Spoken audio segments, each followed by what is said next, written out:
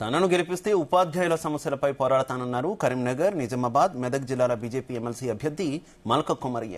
కరీంనగర్లో అధ్యాపక ఉపాధ్యాయ ఆత్మీయ సమ్మేళనంలో పాల్గొని మల్క కొమరయ్య తనకు ఒక అవకాశం ఇవ్వాలని కోరారు. గురుకులాల్లో ఎన్నో సమస్యలు ఉన్నాయని వాటిని పరిష్కరించాల్సిన అవసరం ఉందన్నారు. అందరూ కూడా గవర్నమెంట్ తో కలిసిపోయారు. అందులో ఇప్పుడు మనం లేటెస్ట్ గా మన ఎమ్మెల్సీ ప్రజెంట్ ఎమ్మెల్సీ కూడా కాంగ్రెస్ పార్టీ కలవని కాంగ్రెస్ పార్టీలో కలిసిపోయాడు.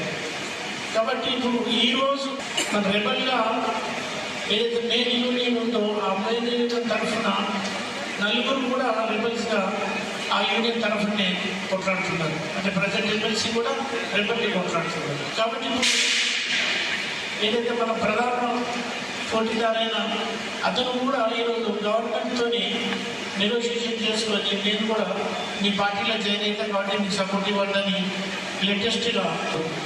కాబట్టి మన టీచర్లందరికీ ఏదైనా మేలు కొంచెం జరిగిందంటే కేంద్ర ప్రభుత్వంతోనే జరిగింది.